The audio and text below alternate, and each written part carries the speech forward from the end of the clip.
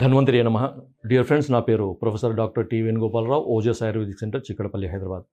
Friends, diabetes అంటే sugar వ్యాధిగ్రస్తులు అసలు తినకూడని మనకు ఆహార పదార్థాలు అంటే వెజిటబుల్స్ ఏంటి మనం ఇప్పుడు చూద్దాం. ముఖ్యంగా డయాబెటీస్ రోగుల్లో మనం చూసుకోవాల్సింది ఏంటంటే పిండి పదార్థాలు తక్కువగా, తర్వాత పీచు పదార్థం ఎక్కువగా ఉండే ఆహార పదార్థాలను తీసుకోవాల్సి వస్తుంది. కానీ కొన్ని రకాల ఆహార పదార్థాల్లో ఈ పిండి పదార్థాలు ఎక్కువగా, తర్వాత ఫైబర్ అనేది పీచు పదార్థం తక్కువగా ఉండే ఆహార పదార్థాలు ఉంటాయి. అవి డయాబెటీస్ పేషెంట్స్లో షుగర్ లెవెల్స్ని పెంచే అవకాశం ఉంటుంది. కాబట్టి అవన్నీ కూడా మనము వీలైనంత వరకు తక్కువ వాడాలి, లేదా అసలే వాడకుండా ఉండాలి. వాటిలో మొట్టమొదటిది మనకు చూస్తే మనకు మక్కలు లేకపోతే మొక్కజొన్న అంటారు కదా, మొక్కజొన్న పొత్తులు కానీ లేకపోతే స్వీట్ కార్న్ కానీ ఇలాంటివన్నీ మనం చూస్తూ ఉంటాం కదా. సో మక్కలలో ఏంటంటే మనకి పిండి పదార్థాలు అంటే సింపుల్, ఇది స్టార్చ్ అంటారు కదా, ఈ స్టార్చ్లో ఇవి సింపుల్ కార్బోహైడ్రేట్స్ తొందరగా మనకి షుగర్ని పెంచుతుంది.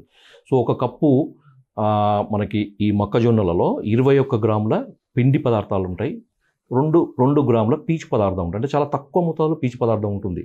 కాబట్టి షుగర్ పేషెంట్స్ ఇలాంటి పూర్తిగా మానేయాలి, లేకపోతే వీళ్ళని తక్కువ చేయాలి. చాలా తక్కువ మోతాదులో అయితే వాడుకోవచ్చు, అసలే వాడుకోవాలని లేదు కానీ తక్కువ మోతాదులో వాడుకోవచ్చు.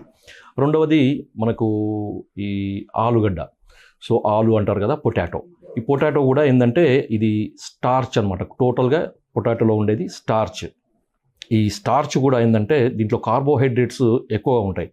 ఒక మీడియం సైజు మన ఆలుగడ్డలో ఒక 30 గ్రాముల స్టార్చ్ ఉంటుంది. 30 గ్రాముల స్టార్చ్ అంటే అది టోటల్గా సింపుల్ కార్బోహైడ్రేట్స్ అనమాట. అంటే షుగర్ డైరెక్ట్గా షుగర్ కింద కన్వర్ట్ అయిపోతుంది బాడీలోకి వెళ్ళిపోగానే.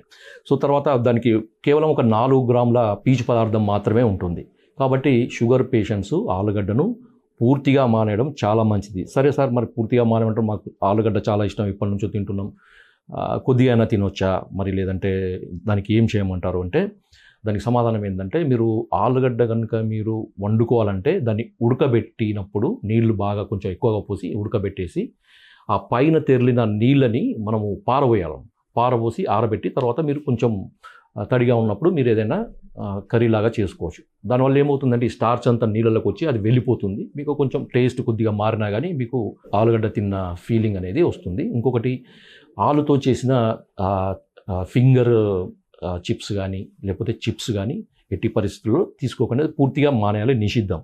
దీనివల్ల ఏంటంటే షుగర్స్ అనేవి చాలా తొందరగా బ్లడ్లోకి వెళ్ళిపోయి షుగర్ లెవెల్స్ రైజ్ అయ్యే అవకాశం ఉంటుంది. కాబట్టి ఈ ఆలు అనేది మనము పూర్తిగా ఆలు చిప్స్ లేకపోతే ఫింగర్ చిప్స్ అనేవి పూర్తిగా మానేయాల్సి ఉంటుంది. తర్వాత ఇంకొకటి ఏంటంటే స్వీట్ పొటాటో అంటారు కదా, మనకి కందగడ్డ అంటారు.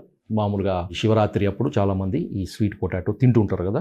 ఈ స్వీట్ పొటాటోలో కూడా మనకి హై అమౌంట్ అంటే చాలా అధిక మోతాదులో స్టార్చ్ ఉంటుంది. కాబట్టి అది తొందరగా మనకి షుగర్ లెవెల్స్ని పెంచే అవకాశం ఉంటుంది. దాంట్లో ఫైబర్ కంటెంట్ కూడా చాలా తక్కువ. కాబట్టి వీలైనంత వరకు దాన్ని అవాయిడ్ చేయడం చాలా మంచిది. తర్వాత ఇంకొకటి ఏంటంటే ఈ క్యారెట్స్లో కూడా మనకి కాయగూరలలో మనకి క్యారెట్లలో కూడా ఈ షుగర్ కార్బోహైడ్రేట్స్ సంబంధించి ఎక్కువ మోతాదులో ఉంటుంది. కాబట్టి వీలైనంత వరకు క్యారెట్స్ తగ్గించండి. కొంతమంది క్యారెట్ జ్యూస్ తాగే అలవాటు ఉంటుంది కదా, క్యారెట్ జ్యూస్ మీరు పూర్తిగా మానేయండి. తర్వాత బీట్రూట్ జ్యూస్లో కూడా మనకి ఈ కార్బోహైడ్రేట్స్ షుగర్స్ అనేవి ఎక్కువగా ఉంటాయి. కాబట్టి బీట్రూట్ కూడా మీరు పూర్తిగా మానేయడం చాలా మంచిది. షుగర్ లెవెల్స్ పెరగకుండా ఉండాలంటే మాత్రం ఇవి మీరు పూర్తిగా అవాయిడ్ చేయండి. తర్వాత పచ్చ గుమ్మడి అంటారు కదా, పచ్చ గుమ్మడికాయ.